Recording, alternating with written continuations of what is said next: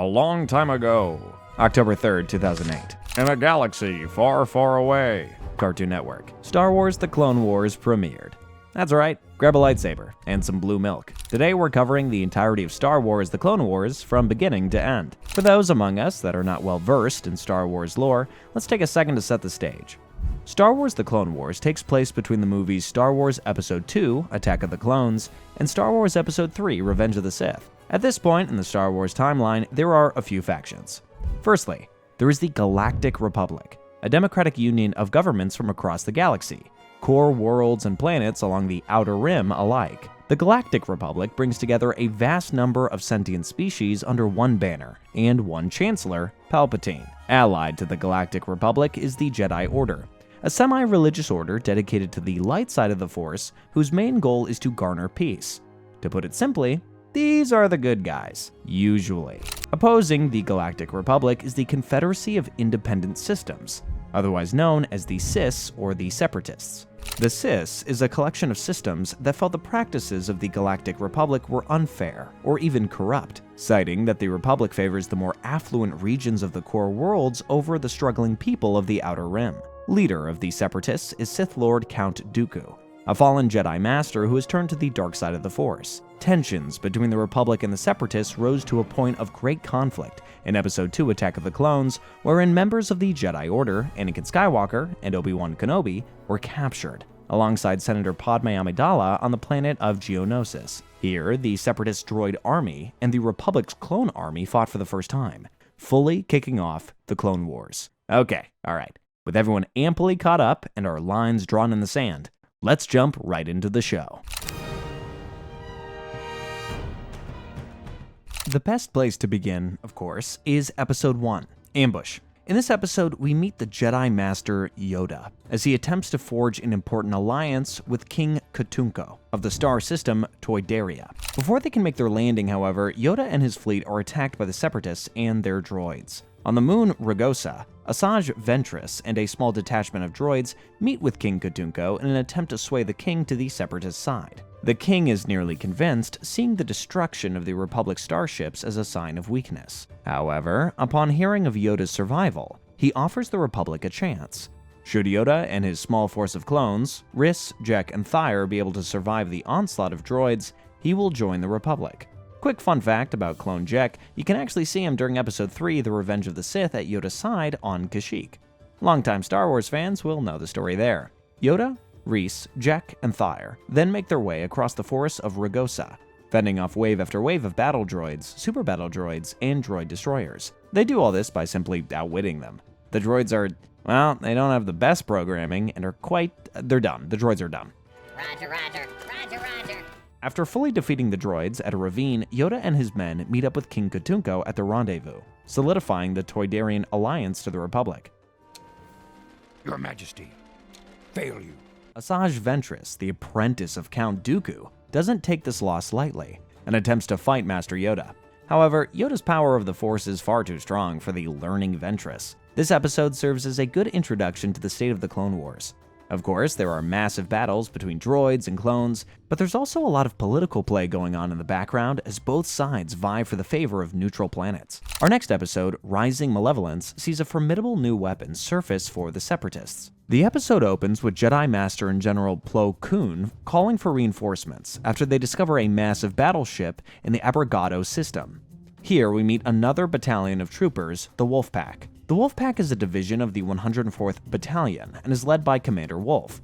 As of right now, there isn't much to say about the battalion, but we'll meet them again a little further down the line. Now, this battleship is known as the Malevolence, and it's equipped with two enormous ion cannons capable of shutting down all power systems on entire fleets.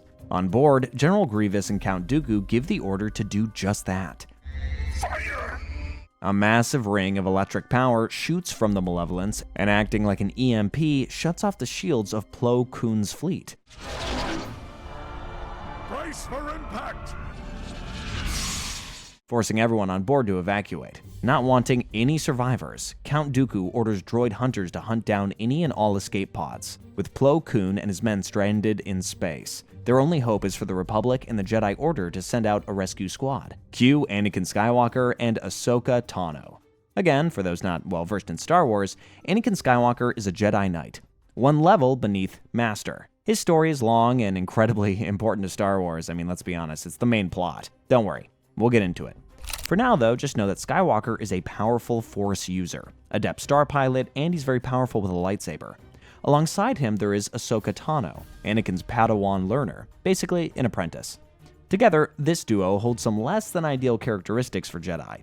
They're impulsive, a little reckless, and at times they're insubordinate, but their hearts are always in the right place, always trying to do what's right. In this episode, Anakin and Ahsoka directly go against orders and travel to the Ebrigado system to see if they can save Master Plo Koon and his squadron.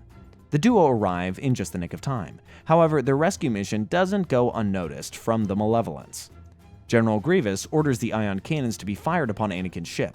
Remember though, Anakin is an adept star pilot and is able to escape before getting consumed by the EMP. The next episode, Shadow of Malevolence, sees the continuation of the Republic's response and fight to the new Separatist superweapon. Before jumping into that, however, let's take a second to dive a little deeper into the one commanding the superweapon, General Grievous. Before the Clone Wars, Grievous was a hyper-intelligent military tactician for his homeworld Kali. Here, Grievous achieved great renown and became a force to be feared across the galaxy, drawing the attention of Count Dooku and the Sith. Soon after he allied himself with Dooku, Grievous was trained in lightsaber combat and most notably, transformed himself into the mechanized cyborg that we see today. This mechanized body contains his brain and other vital organs, and his mechanical extremities seem to give him enhanced strength and reflexes. These upgrades, as well as the unique tactics they allow, turn Grievous into a Jedi-killing machine. Under the Sith, Grievous quickly became General Grievous, the supreme commander of the Separatist droid army. Man, this guy is dangerous. He carries all the lightsabers from the Jedi that he's killed before. So it comes as no surprise that this episode revolves around Anakin's plan to not only destroy the Malevolence, but to destroy Grievous as well. Anakin's plan proves really quite ambitious. Little too ambitious in the mind of General Plo Koon. This is an aggressive plan. Are you sure your squadron can complete this mission? However, ambition is one of Skywalker's primary characteristics, and oftentimes it's what drives him to keep the fight for the Republic alive. First step of Skywalker's plan is to intercept the Malevolence on its way to the Kaleida Shoals Medical Center. It's not a terrible plan, you know? Well, to get there in time, Anakin and Shadow Squadron have to traverse through a dangerous nebula, the Balmoran Run, without their scanners. Instead, they must clear their minds, rely on their senses, something that Padawan learner Ahsoka must learn. Clear your mind, young one, and you will see the path. The Balmoran Run, however, is flooded with Nebrae Mantis, massive creatures that make traversing the nebula even harder. However, Anakin and the Shadow Squadron make it out of the nebula with only a few scrapes. Quite the shortcut, Skywalker. Shadow Squadron manages to intercept Grievous before he's able to attack the medical ship. However, Anakin's plan doesn't go exactly as he hoped, and many of Shadow Squadron fall in the ensuing battle. This forces Anakin to call an audible. Instead of targeting Grievous and the control center, they target the ion cannons themselves. The Malevolence explodes, causing intense damage to the primary weapon and their shields. Grievous makes it out alive, but the medical center is safe. At the very least, that's a partial win for the Republic. This next episode, Destroy Malevolence, sees the final chapter in the Malevolence story arc. As I'm sure you can tell by the title of the episode, the Separatist supercruiser is destroyed. But how? And by who? Well, this episode serves as the introduction to the character Padme Amidala, the Republican senator that represents Naboo, and Anakin's secret lover.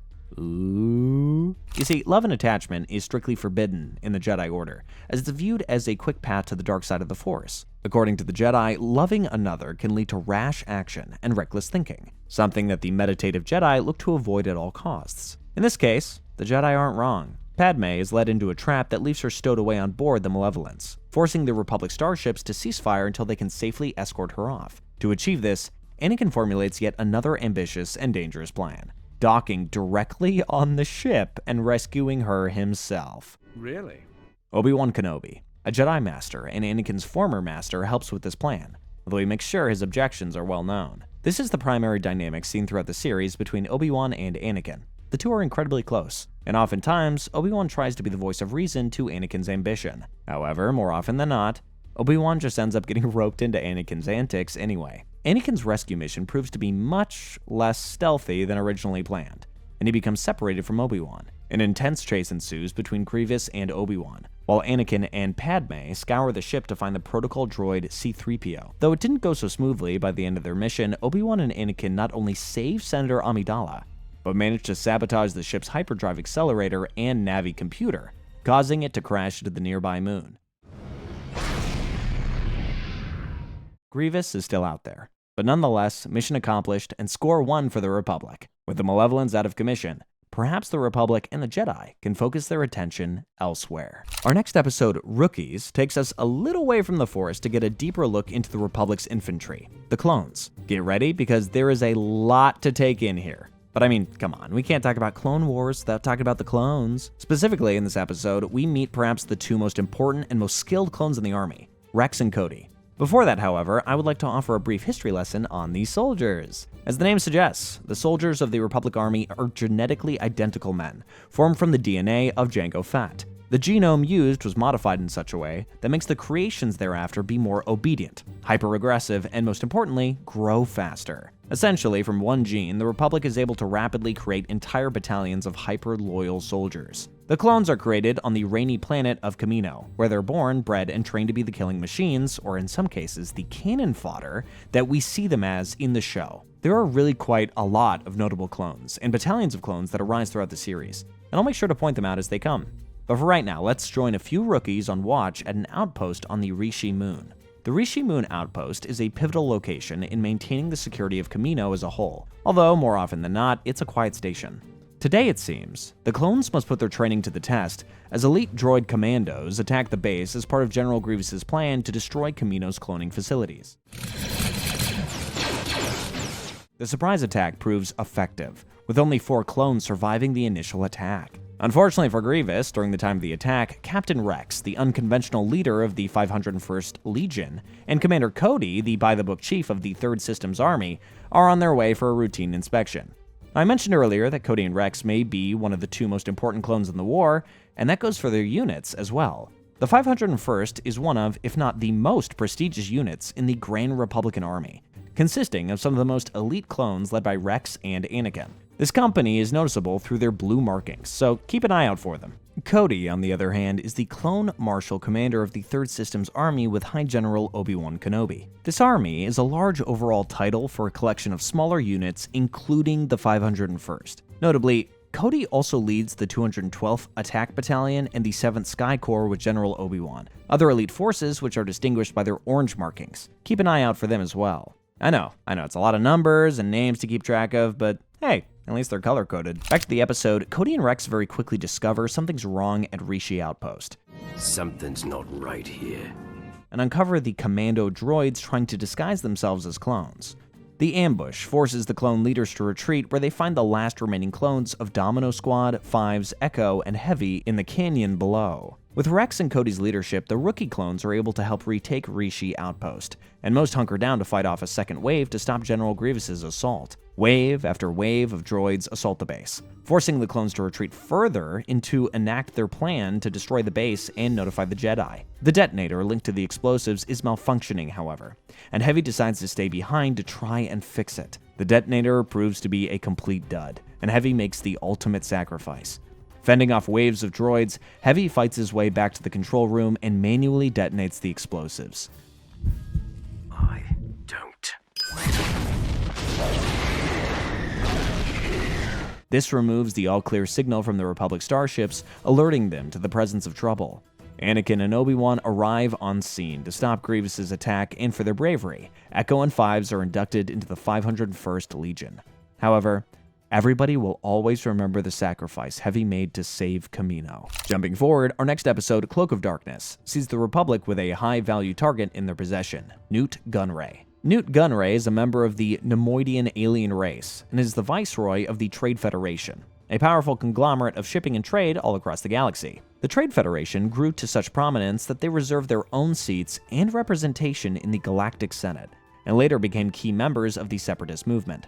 So yeah, I'd say having one of the most prolific leaders of the Separatists is a pretty big deal. With the Viceroy in tow, Jedi Master Luminara Unduli, Ahsoka Tano, the Green Company of clone troopers and members of Senate commandos are en route for a trial. Of course, the Separatists aren't going to let Gunray go on trial without a fight. An all-out droid assault bombards the cruiser, and from the shadows, Asajj Ventress infiltrates the ship to secretly rescue the Viceroy.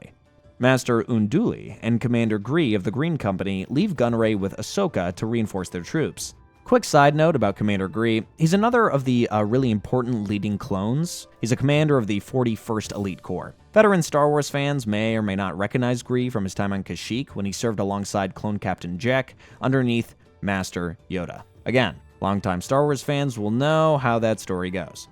Anyway, while Unduli and Gree assist their troops, Asajj Ventress infiltrates the engine room, setting up bombs all over the place. Ventress's movements don't remain secret for long as she battles it out with Ahsoka in the prison ward and later with Master Luminara in the engine room itself. Ahsoka leaves her post in the ward to assist in the lightsaber duel, leaving Gunray with only Captain Argaius, a few Senate commandos, and Commander Gree to watch him. Of course, this would be ample security if not for the fact that Captain Argaius is a dirty traitor. Ventress eventually overcomes the power of Ahsoka and Master Luminara, escaping off the ship with Argaius and the Viceroy. Consider this a display of just how powerful Asajj Ventress really is. Overcoming 2 Jedi is no small feat. The Viceroy escapes justice, but Argaius does not, as he's betrayed by Ventress during their venture off ship. Never trust a Sith, I suppose. The next episode, Defenders of Peace, sees our heroes search for a way off the planet Meriden, home to the Pacific species, the Lurmen.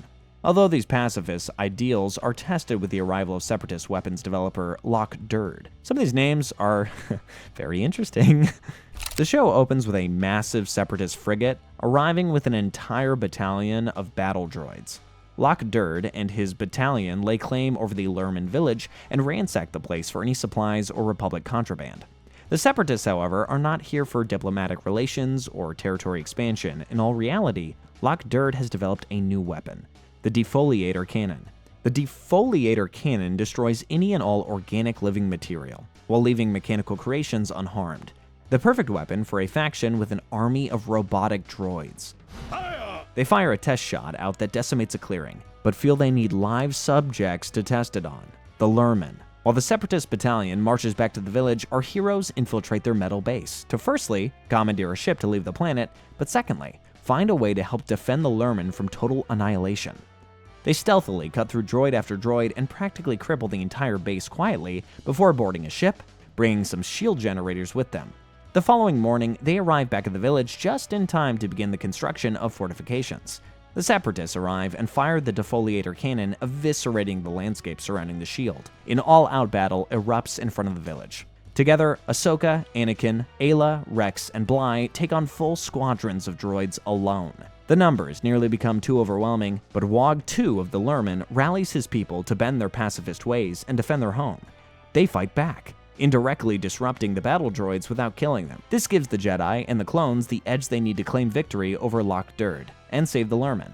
Wat Ka, while not happy with the Jedi's involvement in their affairs, is thankful. However, as Republican battleships come in over the horizon, we wonder at what cost was their victory achieved. Our next episode, Storm over Ryloth, sees the Republic's answer to the Separatist occupation of the planet Ryloth. Ryloth is the home planet of the Isla Secura's brethren, the Twi'lek species, and it is currently being ruled over by the tyrannical Amir Wat Tambor of the Techno Union.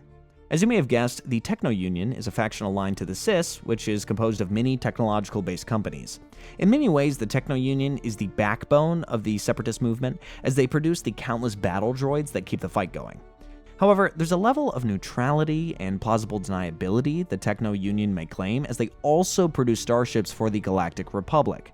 Essentially, they're just people profiting from war. So are they the bad guys, or are they just morally corrupt? Nonetheless, despite their supposed neutrality, the Techno Union, through their actions, clearly favor the Sith over the Republic. Alright, enough history, let's go back to the episode. The first step in freeing Ryloth from the Techno Union is to clear a path for Obi-Wan to make a large-scale assault.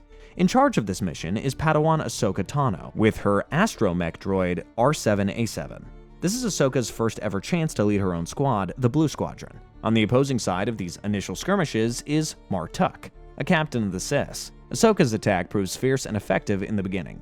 However, Martuk has laid a trap, and multiple Separatist frigates jump in to reinforce, overwhelming the Resolute. Ahsoka disobeys direct orders from Admiral Yularen and Anakin, which results in not only her squad being wiped out and the Republic retreating, but also sees Admiral Yularen injured. From Ahsoka's Blue Squadron, only clones Kickback and Swoop survive, a near total loss for the Republic. This course of action by Ahsoka to disobey in favor of being courageous is a trait that her master Anakin understands all too well. Of course, Ahsoka takes the heavy losses to her squadron very hard, and takes this as a learning point to the reality of war. Being a leader sometimes also means falling back to save lives. That's the reality of command. Now, Ahsoka's compassion for the losses she did sustain can't hold her down for much longer, because the Republic still needs to break through the Separatist blockade. Skywalker orders the total evacuation of their sister starship, the Defender, so that he may take sole control of it. Get ready for this daring plan. Skywalker is going to use the Defender essentially as a battering ram, navigating it directly into the enemy command ship. Following this, he plans on jettisoning away from the blast in an escape pod, leaving him vulnerable. To ensure his safety, he's leaving Ahsoka in command of the Resolute and its fighters to keep the droid fighters busy so that he can make his escape. Talk about unconventional, and maybe a bit reckless. But this is Anakin Skywalker we're talking about. Ahsoka herself is no stranger to ambition, and while on the command deck of the Resolute, formulates her own bold plan to coincide with General Skywalker's. The two armies meet again on the battlefield, and it's do or die for the Republic and for Ryloth. The Defender rams directly into the command ship,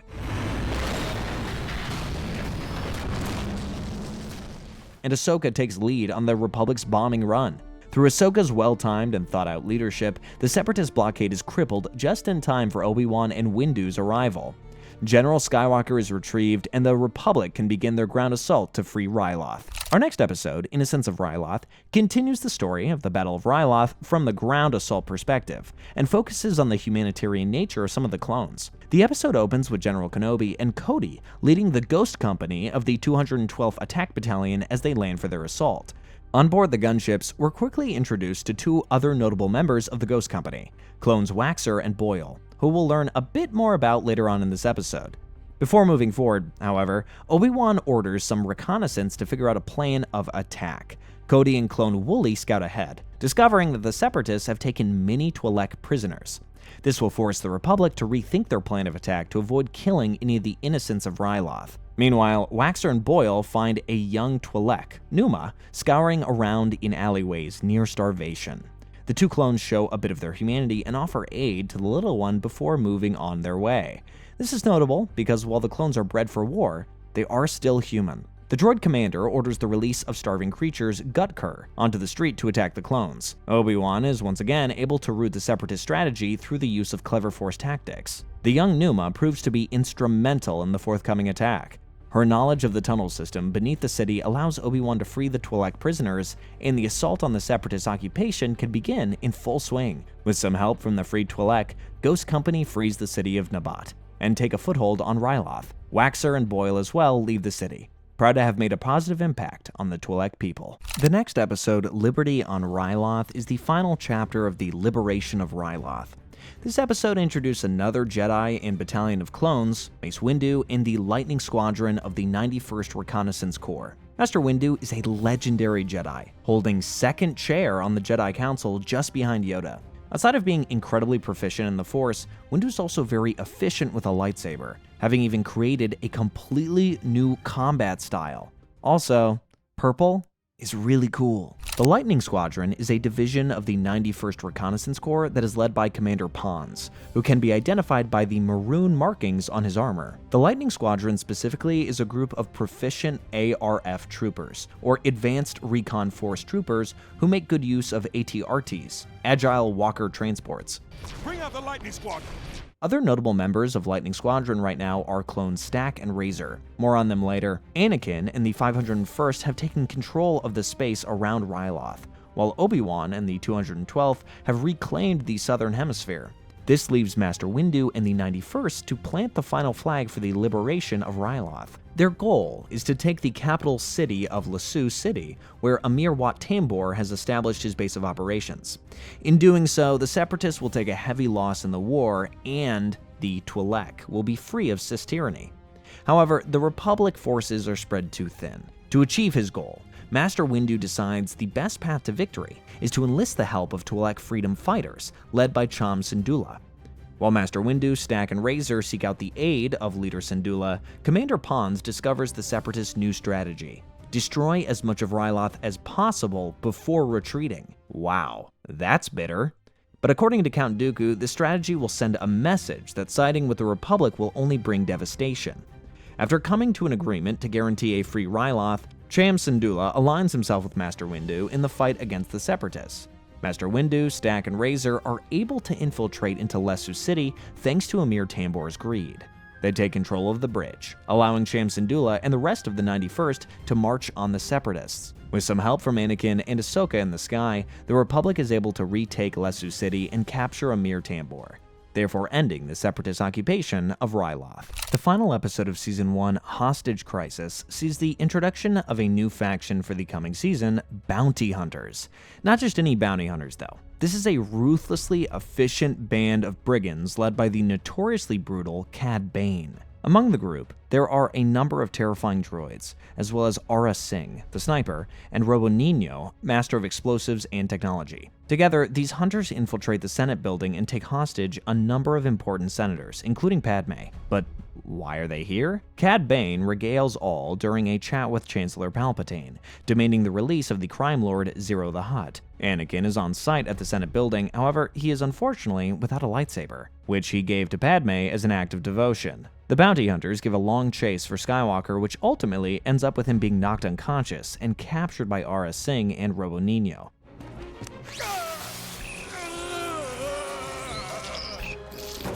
Again, these are some incredibly efficient bounty hunters. With no capable defense, Chancellor Palpatine concedes to the demands of these hunters and sends Senator Orn Free Taa to release Zero the Hutt. With their demands met, Cad Bane and the other bounty hunters take their leave of the Senate building, leaving behind an explosive surprise which ensures their safe exit.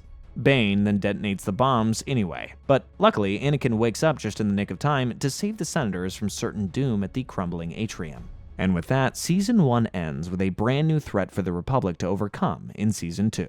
Season 2 opens up with Holocron Heist. We meet up with a number of our heroes at a battle on Felucia. Plo Koon, Commander Wolf, and the Wolf Pack, remember them, are engaged in serious aerial conflict with Anakin, Obi-Wan, and Ahsoka taking heavy fire. Ahsoka is certain she has the upper hand and directly refuses Anakin's order to retreat. This forces Anakin to stop Ahsoka himself. And lucky he did, because moments later, Ahsoka's location is overwhelmed by droids. Before moving too far ahead, let's discuss the Wolf Pack for a moment. Otherwise known as the 104th Battalion and led by General Plo Koon, we first met the Wolf Pack all the way back in Episode 2 of Season 1. Here, when engaged with the Malevolence, the majority of their troops were wiped out, leaving only Commander Wolf and clones Sinker and Boost as the survivors. Since then, the Wolf Pack has grown in strength and are easily identifiable from the wolf symbol that covers their helmets. So, back to the episode. For Ahsoka's direct disobedience, she's tried before the Jedi Council, and as punishment, she's assigned guard duty over the Jedi Archives. The Jedi Archives are essentially a library filled with a millennia of information on holocrons, which are organic crystals used to store data. Guarding the archives isn't going to be a walk in the park, as Darth Sidious, the puppet master behind the Separatists and Sith Lord, has need of a holocron. To get his hands on it, he employs the services of the ruthless Cad Bane. Breaking into the Jedi Temple is no easy feat, so to achieve his goal, Cad Bane has his droid Todo 360 uploaded with all data regarding its security and employs the assistance of one Cato Parasiti, a shapeshifter. Parasiti morphs into the shape of deceased Jedi Master Ord Innocence, and the heist begins. The temple goes on high alert as Bane enters the vents. Obi-Wan and Anakin are hot on his trail, but with Parasiti on the inside helping, he's able to stay a few steps ahead. Ahsoka, however, discovers the shapeshifter's deception and confronts Parasiti, who is now disguised as the librarian Madame Jocasta. Despite this setback, Bane is able to create one last distraction using Todo by sending him directly to the Jedi. With his distraction in play, the bounty hunter sneaks into the holocron vault undetected and leaves the Jedi Temple with his prize in hand. But what is it? None other than a list of every Force-sensitive child in the galaxy. So potential Jedi or potential Sith. The next episode, Children of the Force, sees the aftermath and execution of Darth Sidious's plan for the stolen holocron. In the previous episode, Cad Bane was able to get the crystal deciphered and uploaded, despite an attack by the 501st. Following that battle, Anakin and his man returned to the Resolute, unaware that they harbored a stowaway, Cad Bane himself. The bounty hunter escapes from the starship and contacts the Dark Lord of the Sith to begin his operation to kidnap Force-sensitive children. Members of the Jedi Council convene to meditate on the potential targets of Bane, narrowing their search down to 2 locations, Naboo and Rhodia. Obi-Wan ventures to the swampy planet of Rhodia, where Bane just barely slips through his fingers with a Rhodian baby. Anakin and Ahsoka travel to Naboo to protect a Force-sensitive Gungan infant. Here, they're able to ambush Bane and take him into custody. Unfortunately, though, the younglings he's already captured and the Holocron are nowhere to be found. Through the use of Jedi mind manipulation, the Jedi are able to convince Bane to take them to where the children and the Holocron are. I'll take you to the Holocron. You'll get your children back.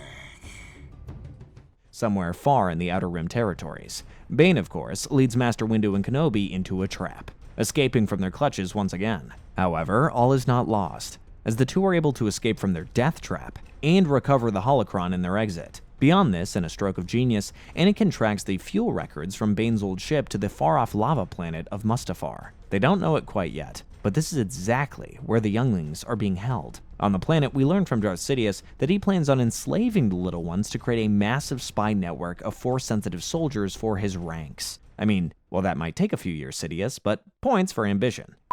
Anakin and Ahsoka arrive on planet, and Sidious orders the destruction of the base that the children are on. However, the Jedi are able to jump in and save the children before the building sinks into the fiery lava below. The children are safe, and the Holocron is recovered, but Bane is still out there, and sure to be a continuous thorn in the Republic's side. For our next episode, landing at Point Rain, the Republic returns to Geonosis to retake Geonosis from Separatist influence. And get ready, because this is the official beginning of the second battle of Geonosis, and there are quite a few moving parts here. For their mission, the Jedi plan on taking out the leader of the Geonosians, Poggle the Lesser, who is holed up in the primary droid Foundry. To achieve their goal, the Jedi must firstly take out the shield that surrounds the Foundry, and will do so with a 3-pronged attack to the generator. The difficult aspect of this plan will be pushing through the front lines and reaching the rendezvous point. Now, as I said, there are a lot of moving parts here, so let's break it down by squadron. General Kenobi, Commander Cody, and the 212th are the first to make their assault. They are met with intense fire that shoots down numerous gunships, but Commander Cody is able to reach the rendezvous point. General Kenobi's ship is shot out of the sky.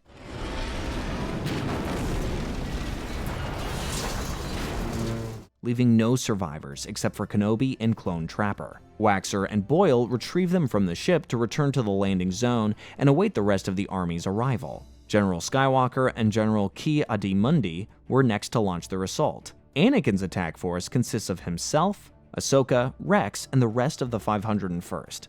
Their landing attempt is short-lived, as they're shot down well before reaching the rendezvous point. They find themselves stuck behind a massive enemy fortification that is littered with droids and turrets. Ki-Adi-Mundi leads Commander Jet and the Special Operations Task Force clones into battle.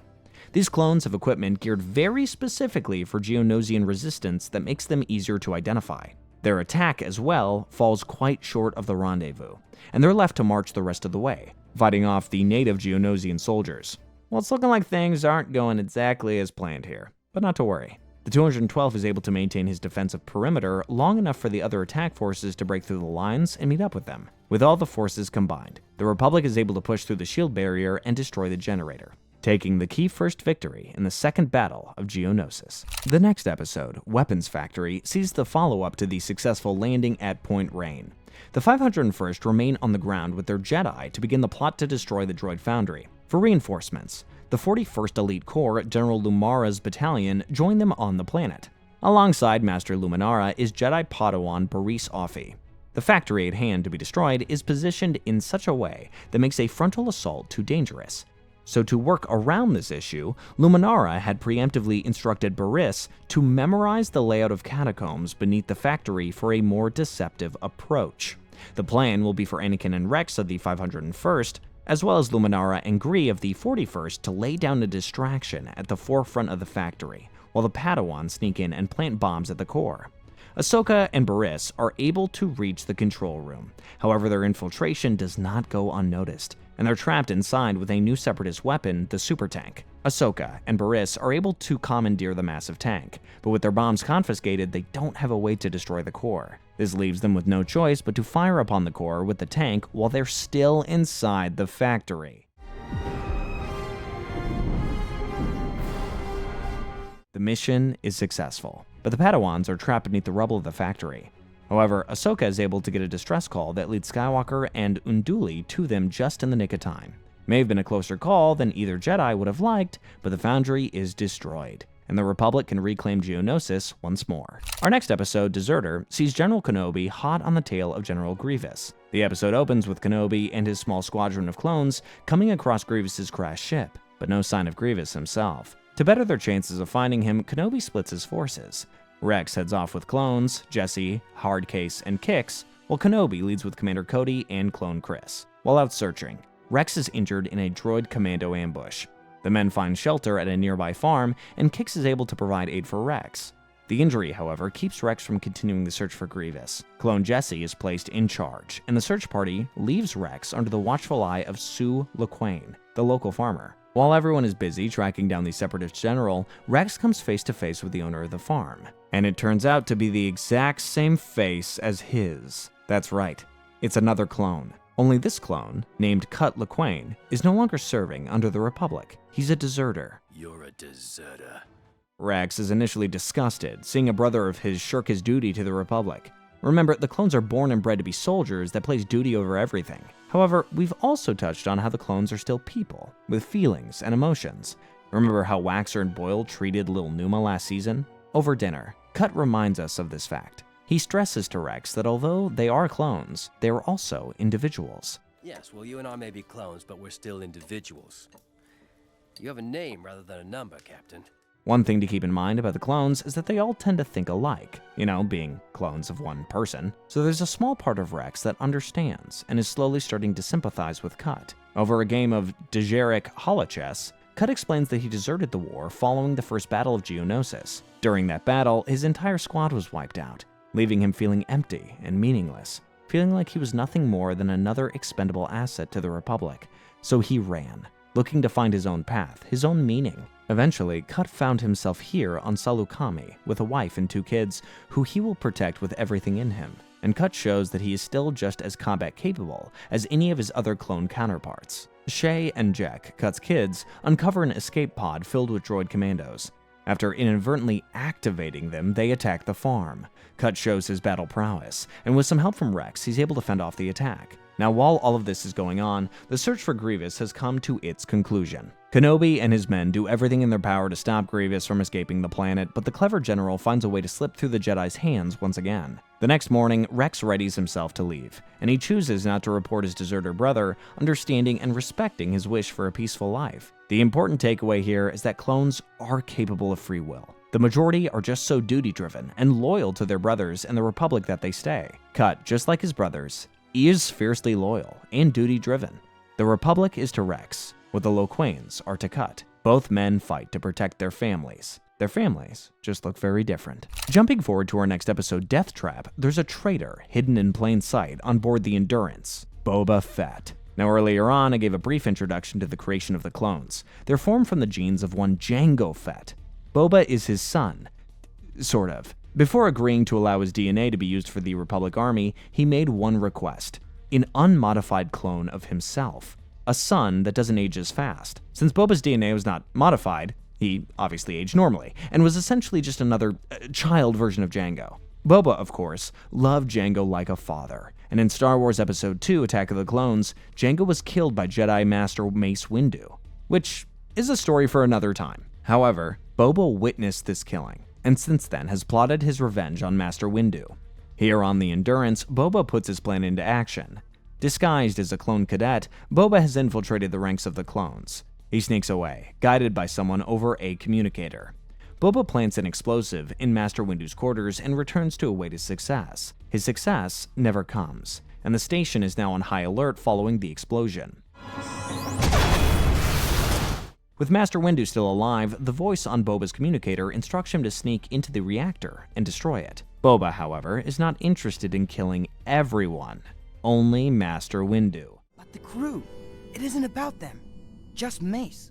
Begrudgingly, he follows orders, destroys the reactor. Single-handedly, Boba has sabotaged the Endurance, which is plummeting towards the planet Vancor. Boba escapes the ship with other cadets and is picked up by the mysterious voice, Aurra Sing, on the iconic Star Wars ship, the Slave One. Our next episode, R2 Come Home, is the penultimate of Season 2, and sees the after effects of the crash of the Endurance as the Jedi search for survivors. At the crash site, Windu and Skywalker only find clone corpses, but they were not killed in the crash. They were blasted. Commander Pons and Admiral Killian are nowhere to be found, but whoever shot the clone survivors left behind a souvenir, Jango Fett's old helmet. And by souvenir, I mean a trap. Boba, Aurra, and the other bounty hunters watch as the helmet explodes. Nearby, they have Commander Pons and Killian tied and gagged. Boba demands to go make sure Windu is really dead, and convinces Aurra that Skywalker and Windu would add a large amount of money to the bounty they already have. Windu and Anakin, though, did survive, but they're trapped beneath the rubble. Their only hope for rescue is R2-D2. For those unfamiliar, R2-D2 is an astromech droid that has been present in just about every major Star Wars product. R2 is an essential part of the Star Wars story, largely thanks to how resourceful he is and his ability to provide support at crucial times. Right now, he's tasked with returning to the Jedi on Coruscant to get help for Anakin and Mace Windu. R2 makes his way to Anakin's starfighter and takes off.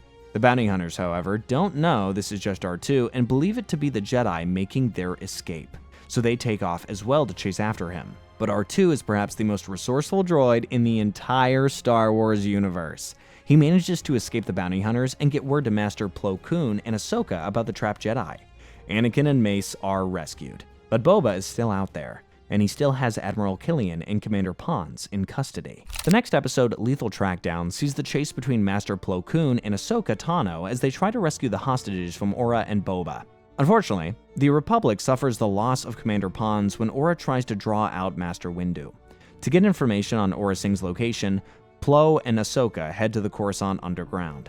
Here, Ahsoka is able to clear her mind and overhear something about Aurra recently killing someone on Florin. That's right, we're heading back to Hondo Akano's stomping grounds for the final confrontation of Season 2. Although Hondo is housing Aurra and Boba, he does not wish to be involved in their plot to kill Windu. So when Plo Koon and Ahsoka arrive, he does not hinder their entrance. Plo and Aurra sit for a chat, which is obviously a trap. Things explode, metaphorically and literally, very quickly. Aurra Sing tries to divert the Jedi away from Bossk, who has the hostages outside of Slave One, but Master Plo is much too smart for that. Ahsoka flies onto the scene and disarms Bossk. The hostages are freed, but before they can flip the script and take any prisoners of their own, Aurra rides in, knocks everyone away, and boards Slave One. Ahsoka is able to mount onto the ship before it takes off and destroys the glass around the cockpit.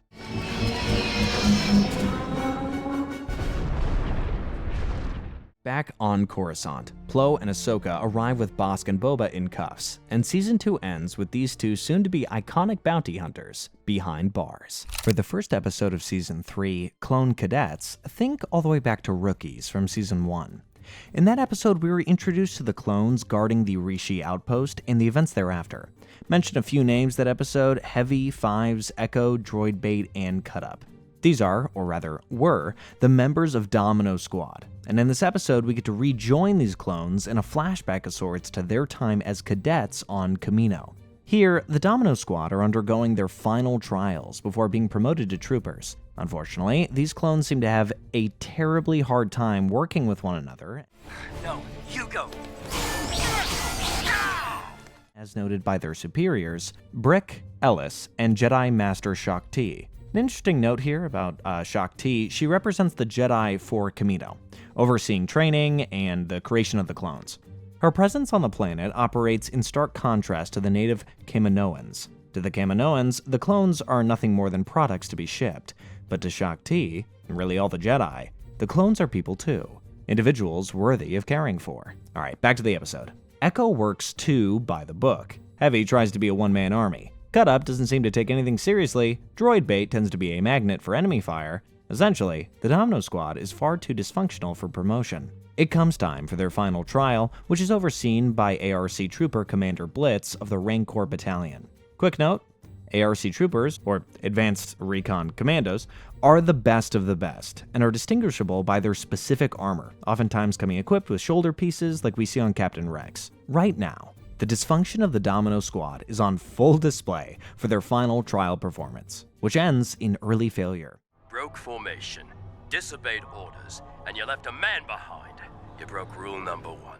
Their drill sergeants, Brick and Ellis, acknowledge this, and they take different approaches on what to do next. Brick thinks the clones should simply be put on sanitation duty, while Ellis thinks they could be the finest troopers in the army if given the right care. Domino Squad is granted one final opportunity to prove themselves with a retest at the behest of Master Shaak Ti. However, before this retest can happen, Heavy tries to sneak out and go AWOL. It's only thanks to encouraging words from Clone 99 that he decided to stay. 99 is a clone who, unfortunately, saw some issues during the cloning process that left him malformed. He has since been left on his home planet of Kamino for sanitation duty, and he has seen countless cadets undergo graduation. This time around, he sees the struggles of Domino Squad and offers as much advice and support as he can. Hey, he might not be combat capable, but 99 is always there to help his brothers where he's able to. With renewed faith in themselves and in their squad mates, Domino Squad faces the Citadel challenge once again. This time around, they're able to overcome the obstacles specific to them from before and work as a unit. They not only ace the test, they prove Sergeant Ellis correct when they show a level of ingenuity not seen in any of the other squadrons. Domino Squad receives their graduation medals, and Heavy shows his appreciation to the one that inspired him the most, 99. This next episode, ARC Troopers, I'm going to say ARC from now on, not ARC, makes it easier, keeps us on the planet Kamino. Only now, we aren't watching clones get trained for war, the war has found its way here. This episode is all about the Battle of Kamino, but before jumping into that, it's important to note that this episode brings us back into the chronological timeline of the show. We're no longer in a flashback of the Domino Squad. So, the events that happen on Rishi have caught back up with us, meaning Heavy, Droid Bait, and Cut Up are unfortunately gone. A fact that Clone 99 is sad to hear. So Jedi's Anakin Skywalker and Obi-Wan Kenobi receive vital intel that General Grievous and Asajj Ventress are plotting an attack on the cloning facilities, ushering them to Kamino with the 212th and 501st, and remember that Echo and Fives, the sole survivors of Domino Squad, were made members of the 501st following the attack on Rishi. The Separatists arrive via starship, as is normally the case. Anakin, Clone, Broadside, and the rest of Shadow Squadron launch into space for the defense, but things are almost too easy. Like General Grievous is being uncharacteristically reckless, General Kenobi grows suspicious, and rightfully so. Something's not right. As it turns out, underneath the waters of Kamino, Aqua droids are deploying and constructing Trident-class assault craft, essentially squid-shaped watercraft that transport battle droids. The Tridents launch and latch on at various points of the cloning facility. The Separatist goal, to destroy the facilities, and to steal the DNA used for the cloning process. ARC Commander Havoc leads a steadfast defense of the main hangar bay, holding off wave after wave of Aqua droids. Unfortunately, he is killed in the assault when he finds himself distracted by Clone 99, who is running supplies for the garrison. Deeper inside the facility, ARC Commander Colt leads the defense of the DNA chamber, but Asajj Ventress's control over the Force proves too strong, and the ARC Commander is impaled by the Sith apprentice. Anakin is able to cut off Ventress before she can leave with the DNA, and the two fight it all across the facility.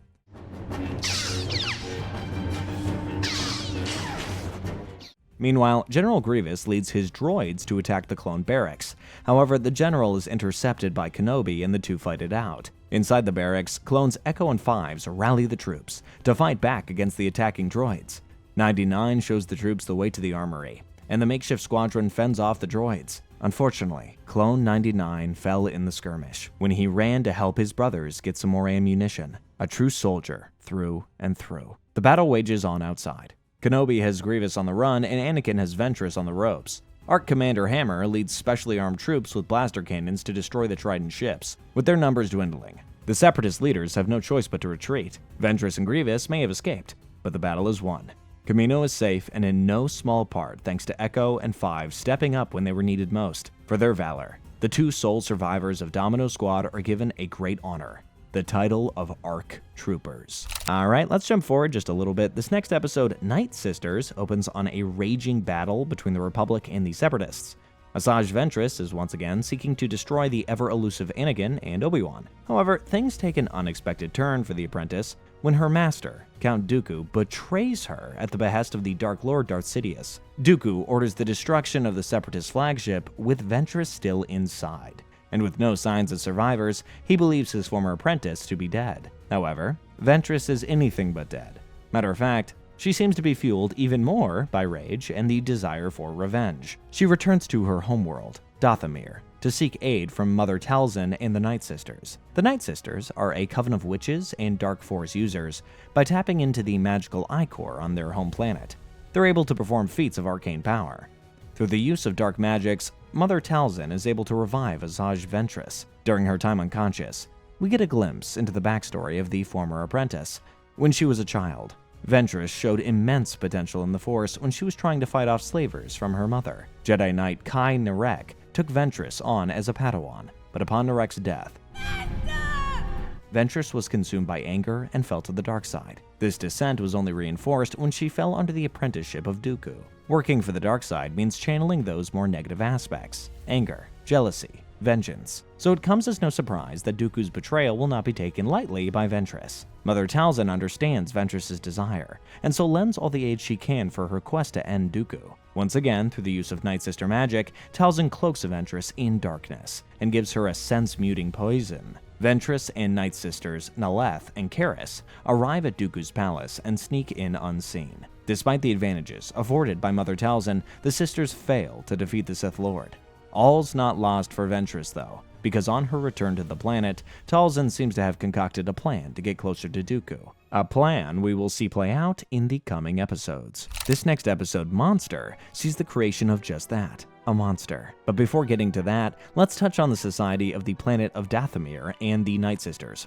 The Nightsisters are a subspecies of an alien race called the Zabra. Now, the history here runs very deep, but here are the important things to know. Most of the Zabra species live off-planet on the homeworld of Iridania, but those that live on Dathomir are referred to either as Nightsisters or Night Brothers. Mother Talzin, essentially, brought the Nightsisters back from the brink.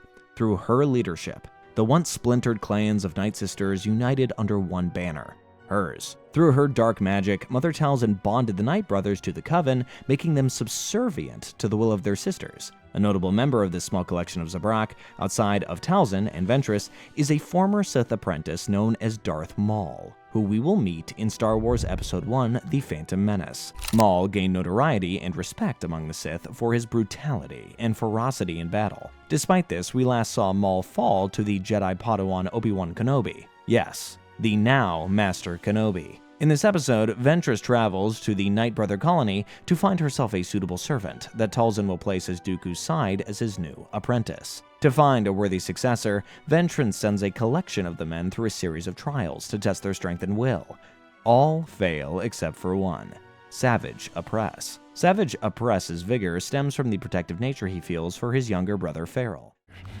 My life is yours. Ventress is satisfied by Savage's performance and returns to the Nightsister Coven with him. At their abbey, Talzin and the other witches perform a ritual on Savage that leaves his mind in tatters but greatly increases his physical size as well as his strength. As a test, they present Farrell before him, and Savage kills him, disgusted by his weakness.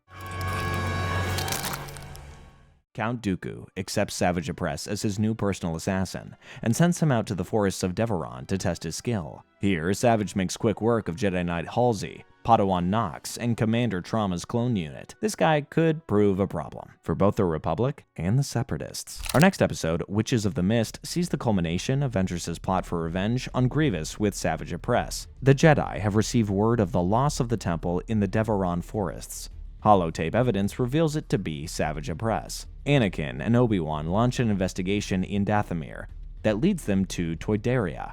You know, that planet from Season 1, Episode 1? Here, they're able to intercept Savage as he attempts to kidnap King Kuntunko, but the Night Brother is much too powerful for them to stop. A little too powerful for his own good, in fact, as his kidnapping mission inadvertently becomes an assassination. Savage brings King Kuntunko's body back to Count Dooku, who's very displeased. He strikes his apprentice with Force Lightning as punishment. Moments later, Dooku's former protege emerges from the shadows and enacts her plan to assassinate her former master. though even with Oppress's and Ventress's power combined, they're still no match for Dooku. Anger swells within Savage as Ventress belittles him, so much so he turns his back on her. Dooku manages to escape right before Anakin and Obi-Wan arrive to take on Savage. With his betrayal of Dooku, Savage is now labeled a traitor of the Sith. Commander, Savage Opress is a traitor. Destroy him. Roger, roger. And so the battle droids on board fire upon both the Jedi and him. Though seriously injured, Savage manages to make a getaway back to Dathomir. Back home, Savage pleads with Mother Talzin to help him find a way to increase his strength. The mother then drops some major family history. It is revealed that Farrell wasn't Savage's only brother. There was another, and to grow his power, Savage must leave in search of this long-lost brother, the brother that goes by the name of Maul. For our next episode, Overlords, things get a little paranormal for our heroes. Hang in there, everybody. This is packed with lore. A strange signal containing an ancient Jedi distress call is caught by the Council. It's a serious cause for concern, and so Anakin, Ahsoka, and Obi-Wan travel to a far corner of the galaxy to investigate. They're set to rendezvous with Captain Rex. However, upon arriving at the coordinates, neither party is able to find the other. Power and communication systems shut down for the Jedi, and they're sucked into a massive cuboid structure floating in the middle of space. They are consumed by an incredibly bright light and awaken somewhere they do not recognize. Somewhere the holocomputer doesn't recognize. Somewhere outside of the universe that radiates with the Force. The trio is greeted by a life form bathed in light that refers to herself only as Daughter. I am Daughter. She asks if Anakin is the Chosen One. More on that in a moment. Daughter beckons the Jedi to follow her to meet someone only referred to as Father, and with no other choice, they oblige. However, en route, a cliff face collapses, separating Anakin from Kenobi and Ahsoka. Night soon falls over the planet, and everything around them begins to fade away.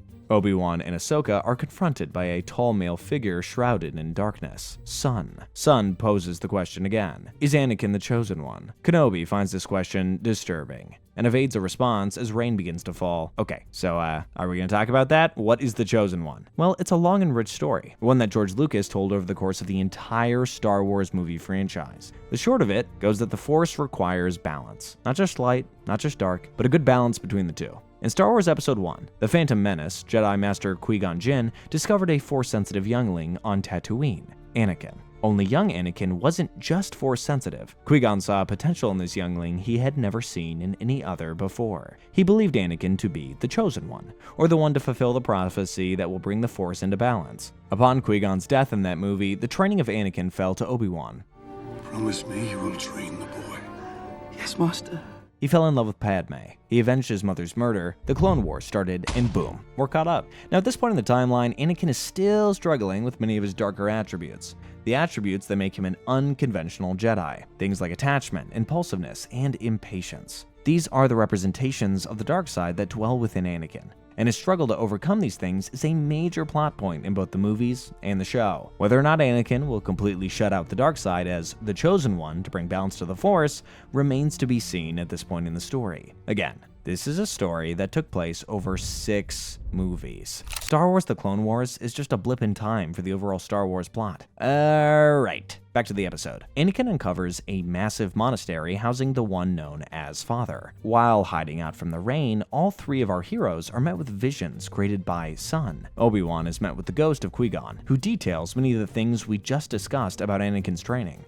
Anakin is met by his late mother, whose death still haunts him. And interestingly, Ahsoka is met by a future version of herself that warns her of potential darkness that Anakin's training is planting within her. Father then reveals everything about their location, and himself to Anakin. Father and his children are known as Force wielders, being so strong in the Force that they had to leave the material realm and live somewhere in between. Here, Father is able to control his children, maintain a balance between the two of them to avoid the potential destruction of the universe as we know it. However, he is growing old and tired. He is dying. And should Anakin prove to be the Chosen One, he would request that the Jedi take his place and the balancing factor between the two. To test Anakin, Father takes him to an arena in the monastery, where Daughter and Son present Obi-Wan and Ahsoka. Anakin is met with a choice. He can only save one of them. But Anakin refuses to play Father's game and places both Daughter and Son under his control, thereby proving himself to, in fact, be the Chosen One. However, Anakin refuses to stay. Father is true to his word. and allows Anakin to leave. Alright, next episode, Counterattack, brings us right back into the Clone Wars. Following a daring infiltration into the impenetrable Separatist prison, the Citadel, the Jedi must make their escape with the now freed Jedi Master, Evan Peel. Among the strike team on this mission is, of course, Commander Cody and Captain Rex. But the newly promoted ARC troopers, Echo and Fives, are along for the ride as well. The rescue teams are split into two groups. Anakin's group, consisting of Ahsoka, Echo, Fives, Captain Rex, and the rescued Captain Wilhoof Tarkin, are traversing along the edges of a massive chasm. For anyone hearing the name Tarkin and thinking, why does that sound familiar? Well, Tarkin is a key player as Admirable in the original Star Wars trilogy. Skywalker's team blows through a dead end and makes it to the surface using a fuel pipeline. On the surface, however, they're met with fierce resistance and are forced to resort to Plan B. Let's go. Time for Plan B. The key to their escape is a shuttle operated by R2 and some reprogrammed battle droids. The bots make their way to the rendezvous, but with no sign of Kenobi or Skywalker, the group was forced to head inside to maintain their cover. It's a good thing they did, because inside they run into Kenobi's squad, consisting of Commander Cody, Master Peel, and other members of the 212th in chains. The reprogrammed droids are able to trick their Separatist counterparts to free the Jedi, and the group make their escape. Also resorting to Plan B, both groups rendezvous at the shuttle's docking bay, but their escape is thwarted by the warden of the prison, Osi Sabek. The warden concludes that this is their only point of escape, and so laid an ambush for the Jedi and their clones. The attacking droids aren't much of an issue for the Jedi and the elite clones in the squadron. The real problem lies in the turret that could destroy the shuttle and completely ruin their chance of escape. Realizing this, ARC Trooper Echo makes a mad dash to destroy the turret before he can neutralize their way out. Unfortunately, though, his decision was hasty. The turret blasts the shuttle to pieces, and Echo is consumed by the explosion. The rescue squad is able to escape from the fighting, but now they're trapped on the Citadel with no way off. Their only hope remains to be Master Plo Koon, who must now venture deep into Sith territory with a fleet of Republic starships. Continuing right along, Citadel Rescue is about exactly what the title says. The Republic is on its way to rescue the rescue team. That's ironic. The Jedi and their rescue squadron are trapped on the surface level of the planet Lola Sayu, and the treacherous terrain makes an easy pickup nearly impossible. Our heroes must trek to a distant planet that would allow for Republic gunships to land safely. Of course, this venture will not be an easy one with Warden Sabek hot on their tails. Not only is the Warden's job on the line, but so is his very life. So he launches everything he has at the Jedi. Crab droids, commando droids, and even native fauna, the ferocious Anuba. These vicious, canine-like creatures quickly pick up on the scent of the escapees and bog them down in a cave system long enough for a detachment of droids to accompany them. Jedi Master Peel and Ahsoka do everything they can to hold off the creatures so the clones might make it to a safe space, but a rogue Anuba pounces on Peel, mauling him. The Master is terribly injured, and with his dying breath whispers vital information into Ahsoka's ear. Listen to me carefully, child. The Jedi and their men take a moment to honor the fallen Peel before continuing on. They soon find their rendezvous point, and with Warden Sabak himself, our heroes hold off the Separatists to the best of their ability while they wait the arrival of their rescue team. In the atmosphere above, the Battle of Lola Sayu rages on as the Republic fleet arrives. Jedi Master Saci Tin escorts a clone gunship through the Separatist blockade to the surface below. At the rendezvous, fighting ramps up, and Warden Sabak nearly throws Captain Tarkin into the boiling magma, but Ahsoka jumps in just in time to save the captain by impaling Sabak. Moments later, the gunship arrives. Master Plo Koon and the Wolfgang emerge to cover the rescue squadron's retreat. Finally, the Jedi are able to escape Lola Sayu. But what was this rescue attempt for? I mean, outside of saving lives. Well, the information Master Peel held onto turns out to be vitally important hyperspace route. This intel is known as the Nexus route, as it would allow either faction quick, effective, and easy access to the capital of the opposing faction and could thereby shift the tide of the war. To conceal this information, Peel held half of the intel, and Tarkin the other. Ahsoka vowed to only reveal her half to the Jedi Council, where Tarkin vowed to only reveal it to the Chancellor. Though fragmented, the Republic has the information secure, and if both parties can cooperate, there might be an end to the Clone Wars yet. Our next episode, Wookiee Hunt, is the final episode of Season 3. Ahsoka has been captured by Trandoshan hunters and released into thick jungles for a sick game of manhunt. After rallying a group of Padawan younglings captured years before, Ahsoka and the survivors decide to take the fight back to their twisted hunters. The young Jedi manage to completely destroy the hunters' prison transport and among the wreckage, a tall, furry being emerges. A Wookiee. And not just any Wookiee, it's Chewbacca. For those unfamiliar, Chewbacca is an iconic character in the Star Wars franchise and will play a pivotal role in the later movies. With Chewbacca's immense strength, the Padawans managed to get themselves a prisoner that they used to launch an all-out assault on the Trandoshan command ship. Chewie's not all brawn though. He's smart too. Really smart. Using the salvage from the fallen prisoner ship, Chewie gets a transmitter working to send out a distress call to his homeworld. It's a good thing he did too, because just as the assault begins to go south, Chieftain Tarful of the Wookiees arrives, on scene to lend a hand. Even without her lightsaber, Ahsoka is able to overcome the Trandoshan leader and claim victory for the survivors. On the return to Coruscant, Ahsoka reunites with Anakin and explains that it's all thanks to his training that she found the will and ability to live. Alright, let's jump into the episode Darkness on Umbara. To kick off this next season, Season 4, titled Battle Lines, sees the Clone Wars reach new heights of danger as the war wages on. To best exemplify this, we're jumping right in at the invasion of Umbara, one of the longest campaigns in the whole war. This episode focuses on the 501st Legion as they make their landing on the shadowy planet and the struggles therein. Anakin and Rex lead the 501st in this assault, with ARC Trooper 5s and Clones Troopers Hardcase, Kix, Jesse Tup, and Dogma in the infantry.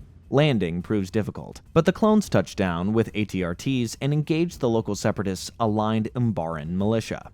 The landing is rough, but the 501st make their landing successfully and begin their rear advance to the capital. However, before they can make progress on their mission, a gunship arrives at Skywalker's location with Jedi Master Pong Krell. The Jedi arrives with orders that Anakin is to return to Coruscant and relieve command of the 501st to Krell. Anakin and Obi-Wan present a certain amount of care for their men, a care that Krell does not possess. He's overly strict and sees the clones as expendable, even refusing to use their names, only their CT numbers. CT-7567.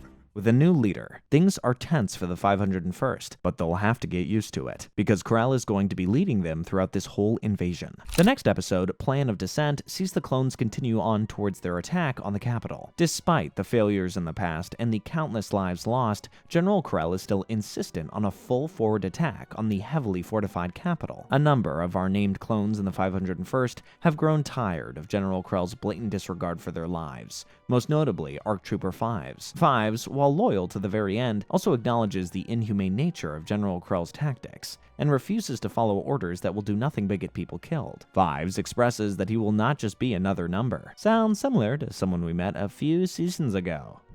Captain Rex, as well, understands that Krell is being unreasonable and cruel, but he has his orders and will play them out, as is his duty. The primary reason the capital has remained impenetrable is the constant supply runs they receive from their fleet. So 5s has mustered up a plan that will allow them to cut off this supply route, thereby leaving the city vulnerable. Having taken over an Umbaran airbase, they have access to their starfighters. Using these, 5s as well as clones Jesse and Hardcase will infiltrate the fleet and destroy it from the inside. Their plan goes south when their infiltration is discovered and the droids launch a defensive attack, cutting off access to the reactor core. Knowing this mission will save his brother's lives, Hardcase makes the ultimate sacrifice and launches a missile pod into the reactor with himself still inside.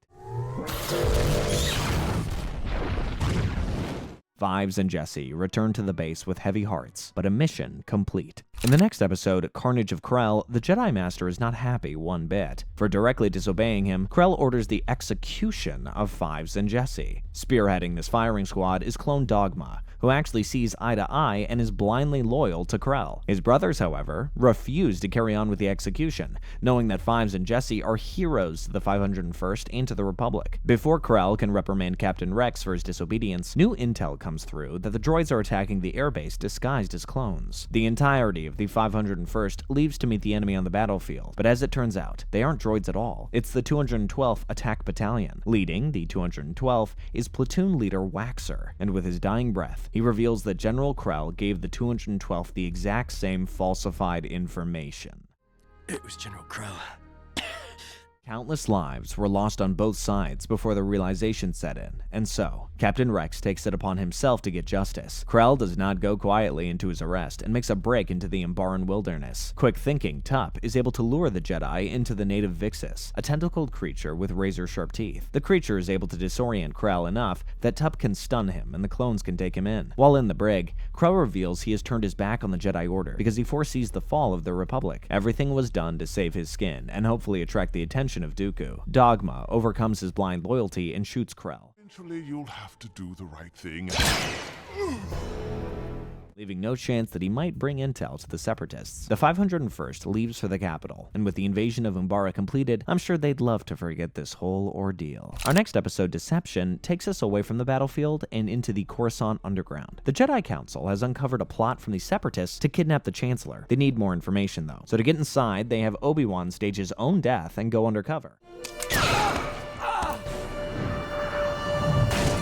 And they all go to lengths to ensure that the Republic believes that Obi-Wan is dead. Even Anakin is fooled. Obi-Wan takes on the identity of the supposed assassin sent to kill him, Rako Hardeen. Like, fully has his face morphed to look like his, clothes like his, it's the whole 9 yards. Obi-Wan is going deep undercover. Inside the prison, Obi-Wan makes his presence known to Morala Eval, a key figure in the kidnapping plot. Moralo takes a liking to the disguised Obi-Wan and welcomes him aboard when it comes time for him to break out of the prison. Another member in this kidnapping plot is, wait for it, Cad Bane. Yeah, Cad Bane makes his return this episode with a bang as he masterminds Moralo and his escape out of jail. With these guys out of prison, the Chancellor is in danger, but they have no idea their biggest threat is right under their noses. Moving on, Crisis on Naboo sees the execution of the plot to kidnap the Chancellor. The anniversary of Naboo's union with the Republic, and Chancellor Palpatine is presiding over the festival. The hired guns are all briefed by Dooku and Cad Bane, ready to play their role in the biggest heist of all time. However, with Obi-Wan undercover, things don't go according to plan. He's given the role of sniper for the kidnapping, and so is able to provide Mace Windu the intel he needs to thwart Bane's posse. However, Cad Bane and Moralo are still able to make their escape to some nearby woods, where they are there to meet Count Dooku. It's at this point that Obi-Wan drops the act and confronts Bane and Moralo. Windu and Skywalker show up moments later and take the two bounty hunters into custody. Something doesn't sit right with Obi-Wan, however. Why didn't Dooku show up? He leads a small investigation where he finds a communicator in his sniper case. Dooku knew the whole time. Dooku makes a second attempt for the Chancellor himself and duels with Anakin. Something worth noting here is how Chancellor Palpatine seems to be enjoying seeing Anakin's anger and frustration fuel his fight with Dooku. Just something to keep in mind. Anyway, Obi-Wan arrives just in the nick of time to stop Dooku from leaving with the Chancellor. Palpatine is safe, and Obi-Wan can finally drop the bad guy act. For our next episode, Revenge, think back to the end of last season. Savage Opress left Dathomir in search of his long-lost brother, the legendary Darth Maul. Well, as the Clone Wars have been raging on, he found him. But Maul is a shell of his former self. A twisted mind and mangled body, Maul is more feral dog at this point than he is Zabrak. His brother, though, takes him in nonetheless. Back on Dathomir, Mother Talzin performs her dark magic similar to what she did with Savage. The clouds and confusion fade from Maul's mind, and his body is restored.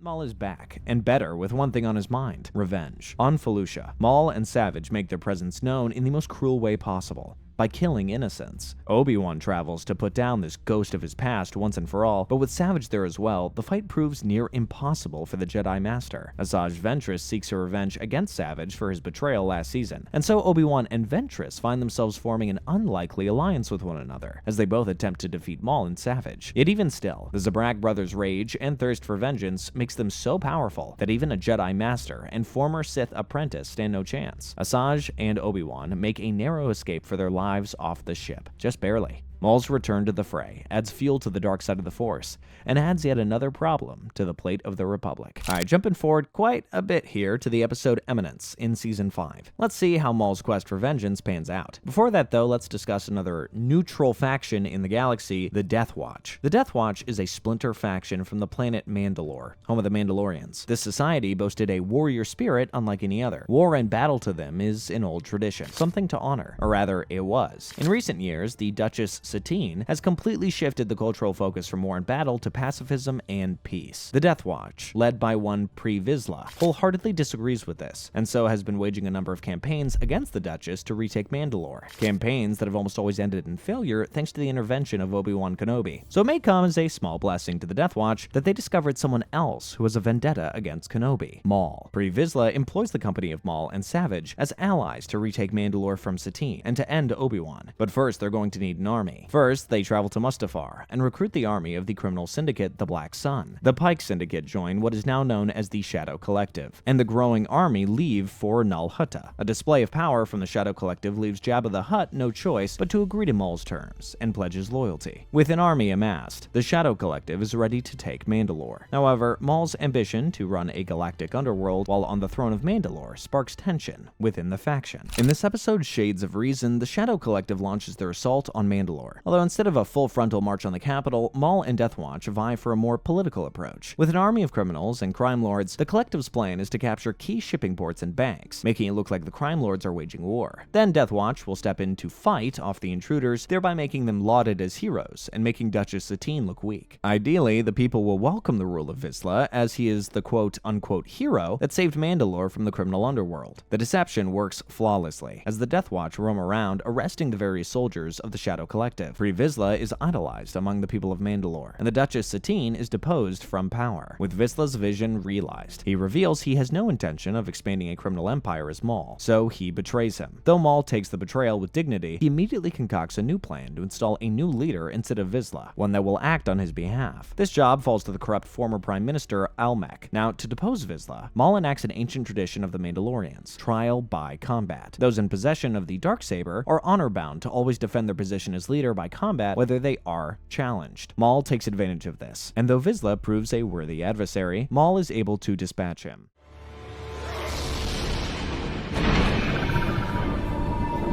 Taking over the Death Watch and thereby Mandalore. With Mandalore and Prime Minister Almec under Maul's thumb, it's only a matter of time before Obi-Wan arrives, just as he always does. For our next episode, The Lawless, I hate to say it, but Obi-Wan played right into Maul's hands. Because Mandalore is a neutral planet, Obi-Wan disobeys orders from the Council when he arrives on Mandalore. This means Obi-Wan is alone and vulnerable, just as Maul had hoped. Obi-Wan nearly made his escape, but unfortunately both he and the Duchess find themselves in chains. In a Mandalorian throne room, Maul basks in his victory before Obi-Wan. Maul taunts the Master Jedi before enacting his vengeance. No, he doesn't lunge at Obi-Wan. He instead impales the Duchess Satine with the Darksaber.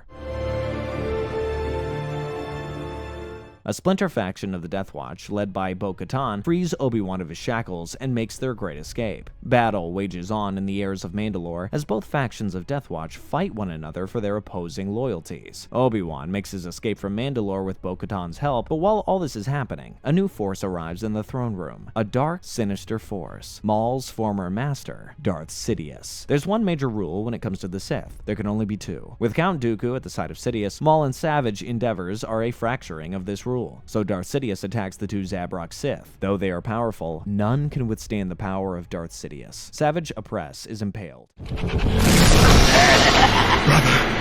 But the Dark Lord has plans for Maul, and so he keeps him alive. Revenge slips through Maul's fingers yet again, and now he finds himself back in service to the Dark Lord. In our next episode, To Catch a Jedi, Ahsoka is on the run. There's been an attack at the Jedi Temple, and with it, a deep, dark conspiracy. Ahsoka's been framed for the murder of the perpetrator responsible for the attack, and now she finds herself traversing the dark underworld of Coruscant to discover the truth. For such a crime, there's a large bounty on her head that any hunter would love to claim. One such hunter? Asajj Ventress. Ahsoka is able to convince Ventress to help her investigation, promising that for her help, Ahsoka will speak to the Senate about granting the Separatist war criminal a pardon. Using a public hologram system, Ahsoka is able to contact her only friend inside the Jedi Temple, Barriss Offee, who directs her to a nearby warehouse where the bomb is constructed. After guiding Ahsoka to the warehouse, a strange hooded figure attacks Ventress and takes her lightsaber. This same hooded figure then ambushes Ahsoka in the warehouse. As the fight goes on, Ahsoka is defeated and knocked right into the hands of Commander Wolffe and his search party. Ahsoka is taken in by Anakin and Plo Koon to be tried by the Jedi, although Anakin is certain that there's something deeper to all of this, something the Jedi don't know. The episode The Wrong Jedi sees Ahsoka put on trial for the crime she didn't commit. Before facing trial from the Senate itself, Ahsoka must answer to the Jedi Council. Yet, it seems this trial is more of a sentencing than anything, as the Council's already made their decision. Effective immediately, Padawan Tano has her rank stripped, privileges revoked, and is hereby expelled from the Jedi Order. While Ahsoka is tried before the Galactic Senate, Anakin ventures back into the Coruscant underworld to question Ventress, Ahsoka's only other known contact. Of course, the history between these two has tensions running high, but Asajj reveals a vital piece of information, that Ventress was not Ahsoka's only point of contact. In fact, it was Barriss Offee that directed them to the warehouse in the first place. With a new lead, Anakin heads back to the Jedi Temple to speak with Padawan Offee. Anakin's suspicions are confirmed when Barriss reveals she has Ventress's lightsabers. She was the mysterious ambusher from the last episode. Anakin and Barriss engage in a duel that ends in the Padawan's arrest. Anakin races to the Senate chambers and interrupts the proceeding right before judgment is passed. Barriss admits to all, and Ahsoka's charges are dropped immediately. Despite this victory, it's not all sunshine and rainbows for the Jedi. Ahsoka feels betrayed and hurt by the fact that those she looked up to and trusted didn't share that same trust, and turned their backs on her when she needed them most. So when the Jedi offer Ahsoka her place in the Order once again, she turns her back on the Jedi. Season 6 kicks off with The Unknown. In this episode, Anakin and the 501st are waging war against another separatist battleship with twin Jedi Masters Tiplar and Tipley of Doom's unit. Pretty standard stuff by Clone Wars standards. Jedis, droids, clones, everything.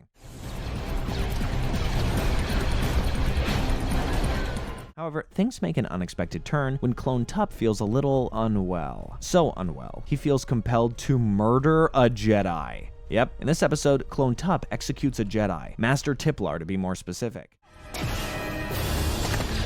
Sister! Tup clearly was not in his right mind. In response to his actions, all Tup has to say for himself is, "Good soldiers follow orders," over and over again. Good soldiers follow orders. Good soldiers follow orders.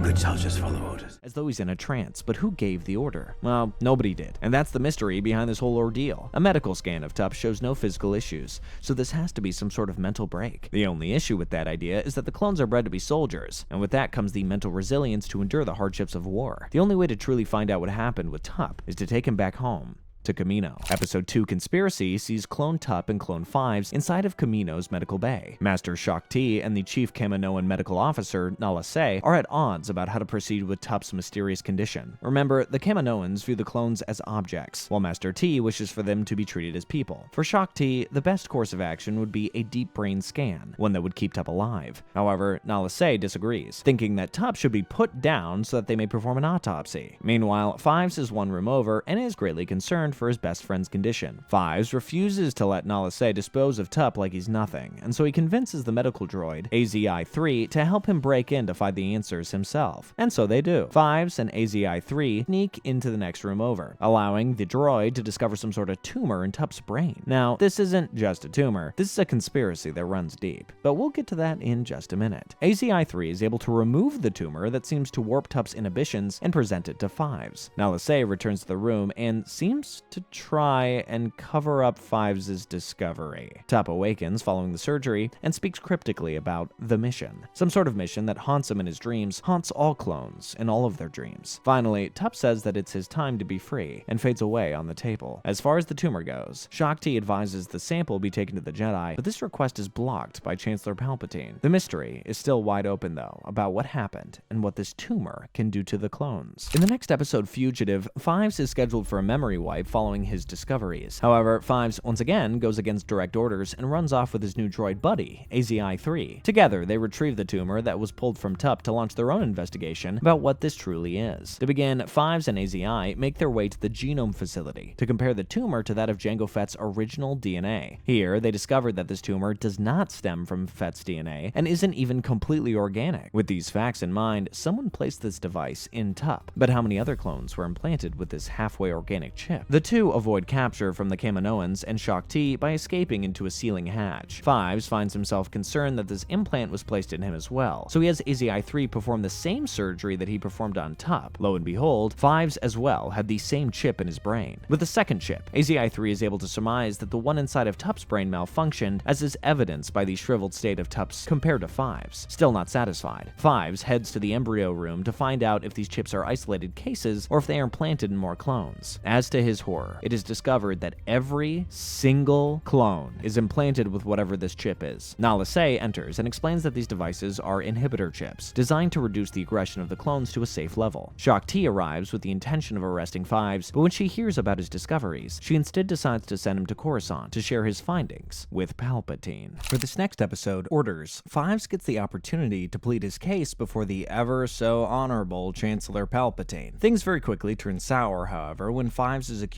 of attacking the Chancellor during their talks. Now he's on the run through the Coruscant underworld, just as Ahsoka was last season. I've been skirting around outwardly saying it for the sake of surprise, but if Chancellor Palpatine doesn't seem like quite the good guy, because he's actually the Dark Lord Sidious. And all this business with the inhibitor chips plays deep into the massive conspiracy called Order 66, to allow Darth Sidious to rise to ultimate power. More on how in just a little bit. Fives, unfortunately, finds himself coming too close to the truth of this plot, so Palpatine/Sidious employs his masterful use of manipulation to pit everyone against him. With such heavy charges levied against Fives, it's all hands on deck to locate him and bring him to quote-unquote justice. Both Rex and Anakin, comrades to Fives, meet with him in an old abandoned warehouse. Fives pleads his case, explaining that the inhibitor chips are not in place as safeguards for aggressive clones, but in fact are there to force clones to listen and kill anyone on command, including their Jedi generals. Organic chips built into our genetic code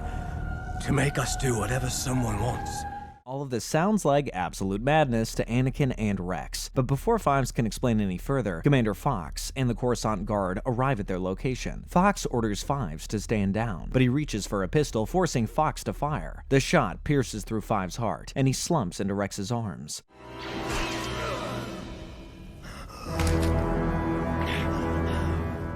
As he fades away, he reiterates that the conspiracy is larger than anyone could have imagined, and with this dying breath, he pronounces he is free, and that the mission and the nightmares are finally over.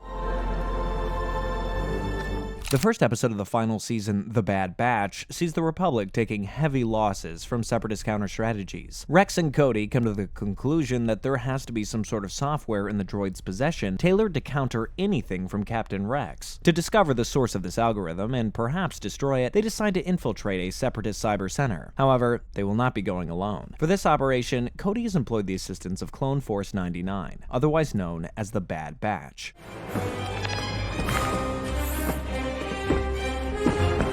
The Bad Batch is a small squadron of clones that suffered favorable mutations during their growth sequence on Kamino. Among the squadron is their leader, Sergeant Hunter, whose mutation gives him heightened senses, so heightened that he can feel electromagnetic frequencies from anywhere on a planet. Wrecker, the team's demolitions guy, has incredible strength and towers above the average clone. Tech is the team's brains. His mutations gave him hyper-intellect, meaning he's incredibly tech-savvy. And lastly, there's Crosshair, who possesses incredible eyesight and is an incredible sniper. Together, the Bad Batch make for an incredibly effective unit, with incredibly unconventional tactics. This must come as no surprise that they prove as a valuable asset in taking the Cyber Center from the droids. Tech is more than capable of hacking into the Separatist mainframe, but what they find is much different than what was expected. They're able to find the source of the algorithm that counters the Republic's tactics, but it's not a program. It's something that goes by the name of CT-1409. Wait. That's a clone identification number, but it's not just any clones. That's Echo. But what's he doing with the Separatists? Well, before Rex can ask any further questions, the squadron is run off from the Cyber Center, but they have a location, Skako Minor. In this next episode, A Distant Echo, Anakin, Rex, and the Bad Batch make their way to Skako Minor for a rescue operation. Here, Wat Tambor of the Techno Union is holding out in the city of Perkol, the same place where Echo Signal is leading them. They're able to infiltrate into the city and stave off waves of D1 series aerial battle droids. Eventually,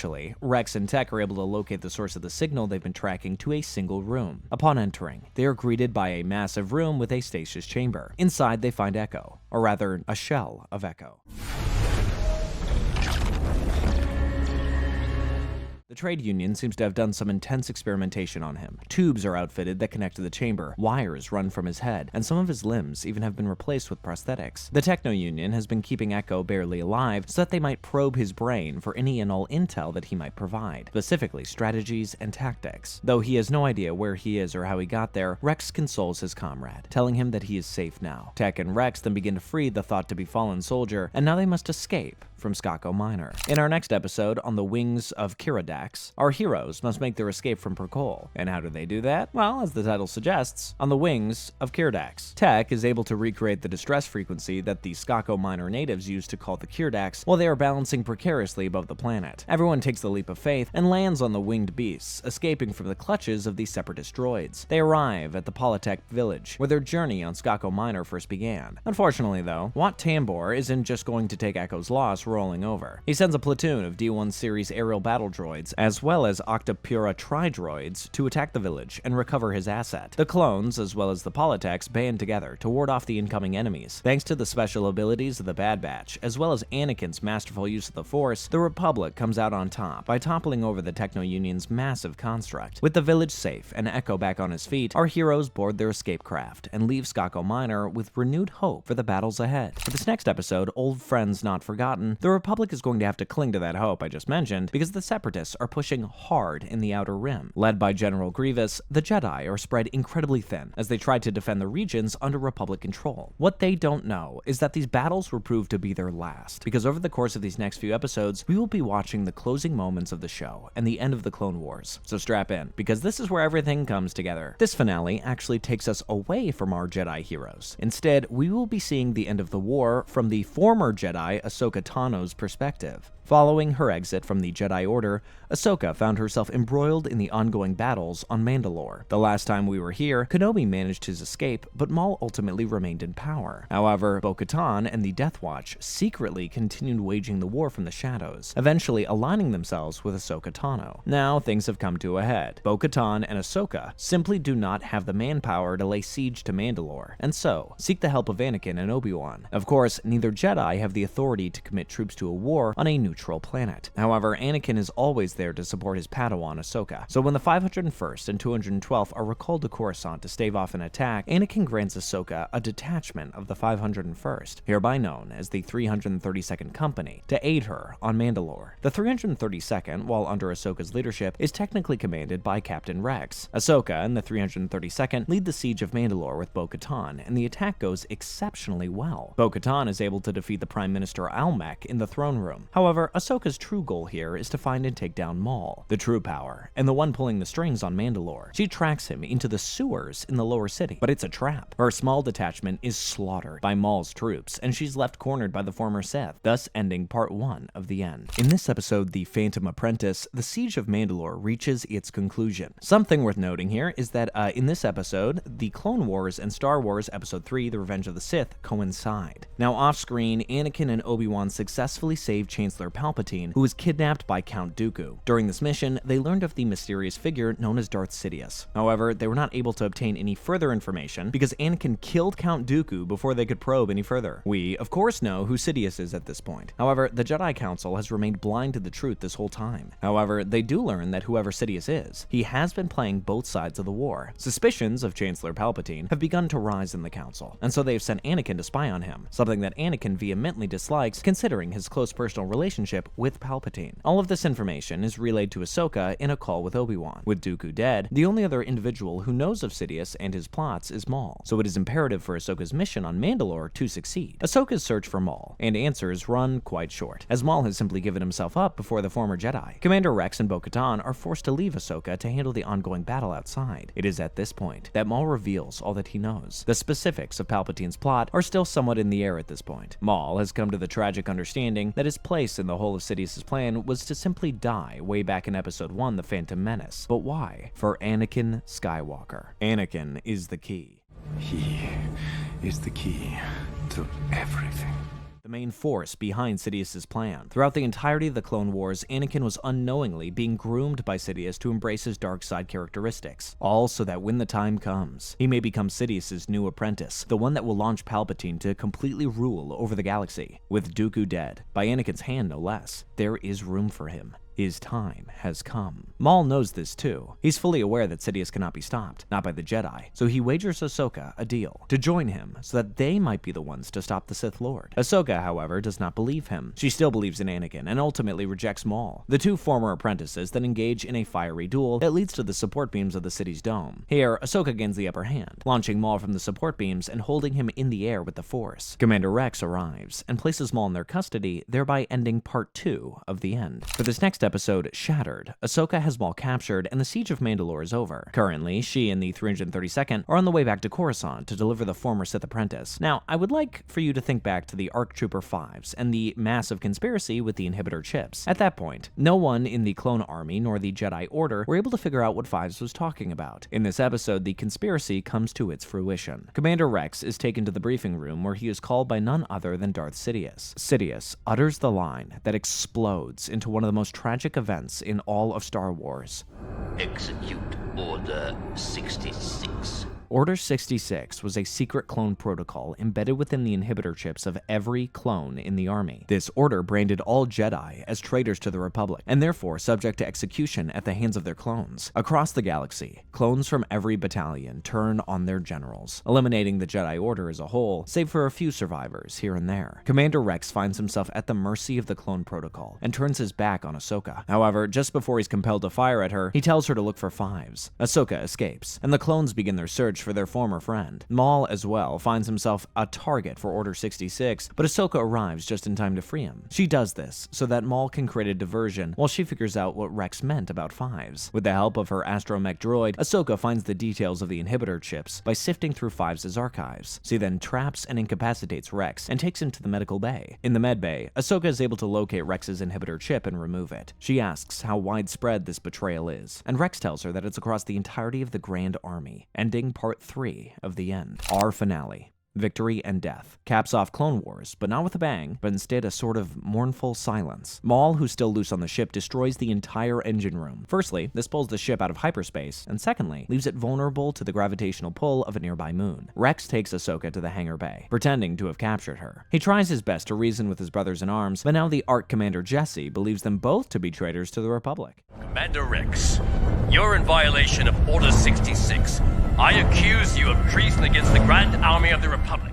He orders his men to fire on Rex and Ahsoka. The two do everything they can to incapacitate their former comrades and board a nearby shuttle, but Maul has other plans. He commandeers the ship before Ahsoka and Rex can board, leaving the two stranded and surrounded, with the starship on a collision course for the moon, and all escape shuttles destroyed. It's do or die for everybody on board. The 332nd are the best that the 501st had to offer, and are willing to die for the Republic, so they give intense chase to those that think to be traitors. Ahsoka and Rex manage to find a working Y-wing bomber, but before Ahsoka can board the hangar bay, falls to pieces. Ahsoka shows her resolve as she free falls from the destroyed starship. She jumps from piece to piece and manages to cling onto the Y-wing just in time to escape the collision with the moon. Our heroes may have escaped, but they were in fact the only ones to survive. Ahsoka cared for the clones greatly, so the loss of the entire 332nd weighs both on her and Rex heavily. At the crash site, they honor each and every one of their fallen brothers. The scene then shifts to some years later. Now the galaxy has fallen under the control of Darth Sidious and the Empire rules. Imperial stormtroopers